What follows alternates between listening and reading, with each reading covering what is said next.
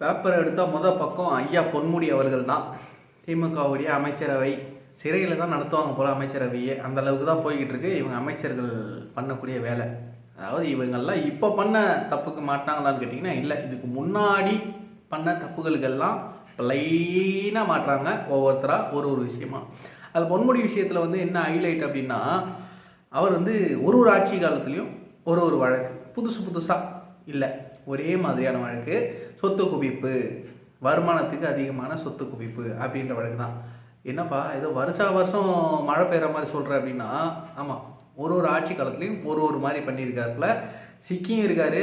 அதே என்ன நம்மளுக்கு ஆச்சரியம்னா, இவங்கெல்லாம் அமைச்சர்களாக இருக்கும்போது தப்பு பண்ணிட்டு முன்னாள் அமைச்சர்களாக மாறின உடனே அவர்கள் குற்றவாளிகளாக கருதப்பட்டு அந்த வழக்கு விசாரணைக்கு வருது.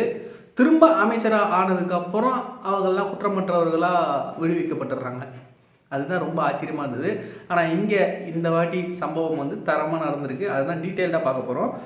ஸோ வருமானத்துக்கு அதிகமாக சொத்து குவித்ததாக வழக்கு, அமைச்சர் பொன்முடி குற்றவாளி என தீர்ப்பு. சென்னை உயர்நீதிமன்றம் இந்த தீர்ப்பு வந்து கொடுத்துருக்காங்க.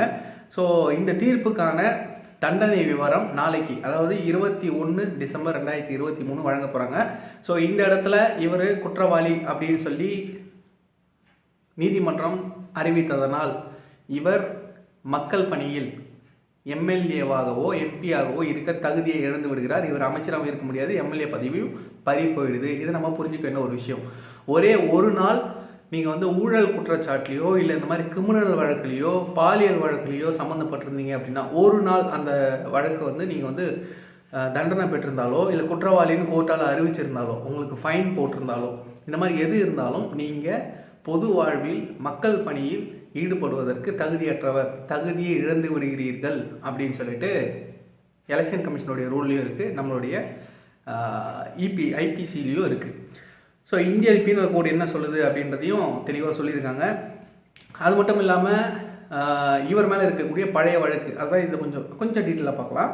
ஸோ வருமானத்துக்கு அதிகமாக 1.72 கோடி அளவுக்கு சொத்து குவித்ததாக பதியப்பட்ட வழக்கு. இது வந்து எந்த ஆட்சி காலத்தில் அப்படின்னா 2006லேருந்து 2011 வரைக்கும் திமுகவுடைய ஆட்சியில் உயர்கல்வித்துறை மற்றும் கனிம வளத்துறை, இன்றைக்கி வந்து கனிம வளத்துறை நம்ம ஐயா கிட்ட இருக்கு இல்லையா, துரைமுருகன் ஐயா கிட்ட, அந்த துறையும் இன்றைக்கி அவர்கிட்ட இருக்கக்கூடிய உயர்கல்வித்துறையும் அவர்கிட்ட வந்து அமைச்சராக இருந்திருக்காரு.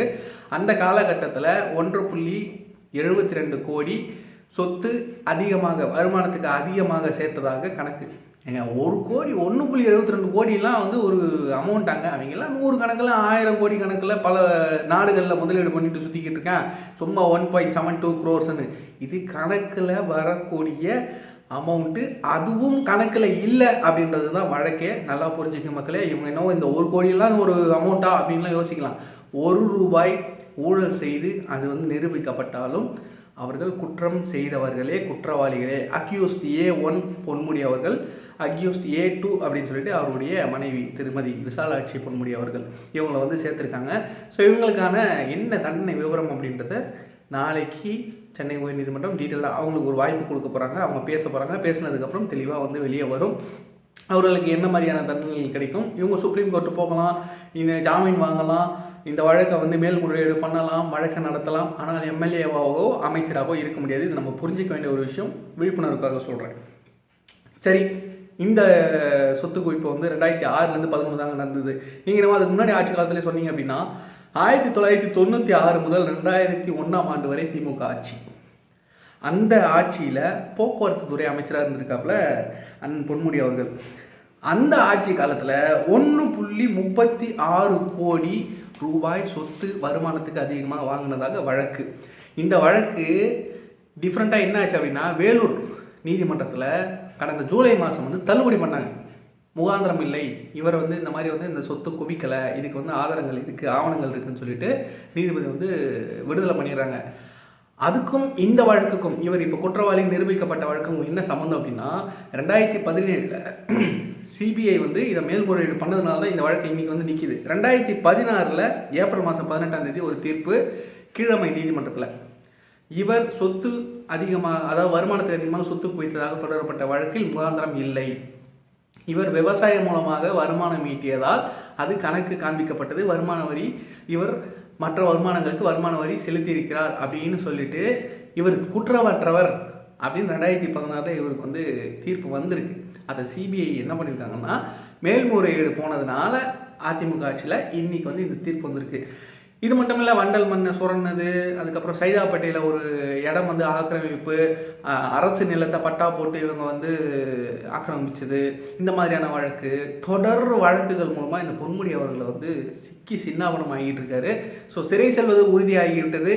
அமைச்சர் பதவியில் வந்து தொடர முடியாது. எம்எல்ஏ பதவியை ராஜினாமா செய்ய வேண்டிய கட்டாயம். விழுப்புரம் மக்களுக்கு ஒரு இன்பமான செய்தி என்ன அப்படின்னா, உங்களுக்கு ஒரு இடைத்தேர்தல் காத்திருக்கு. ஸோ மக்களை தயாராக இருங்க. காசு வாங்குறதுக்கு இல்லை, சரியான ஆட்களை இந்த முறையாவது தேர்ந்தெடுக்கிறதுக்காக. சரிங்க, இந்த வழக்கு போச்சு. ஸோ அடுத்து ஆனந்த வெங்கடேசன் அவர்கள், அவரும் ஒரு சுமோட்டோவாக ஒரு வழக்கு தொடர்ந்த ஞாபகம் இருக்குங்களா?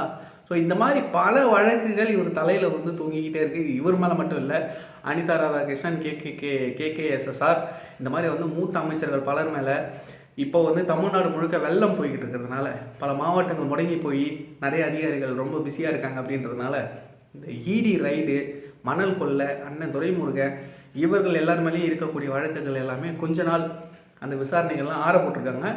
போக போக நிறைய பேர் மாட்டுவாங்கன்னு நினைக்கிறேன். என்னப்பா திமுக அமைச்சர்கள் மட்டும் சொல்கிறேன், அதிமுக அமைச்சர்கள் என்ன இயேசுநாதரா, நபிகள் நாயகமா, இல்லை இப்போ இந்த ராமரா, நீங்கள் எப்படி ஒன்றா சொல்லலாம், அவர்களெல்லாம் புனிதர்களான்னு கேட்குறீங்க. போன ஆட்சியில் அவர்கள் செய்த ஊழலுக்கு பட்டியலோடு அப்போவே கவர்னர்கிட்ட முதலமைச்சர் எடுத்துகிட்டு போய் நீட்டினார்.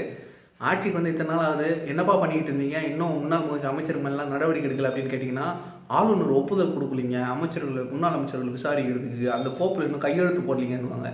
அதெல்லாம் கையெழுத்து போட்டு ஆயிடுச்சு. இன்னும் ஏன் தூங்கிக்கிட்டு இருக்கீங்க, அடியில் போட்டு வச்சுட்டு ஏறி உட்காந்துருக்காங்க போல், இன்னும் அதை ஓப்பன் பண்ணலை.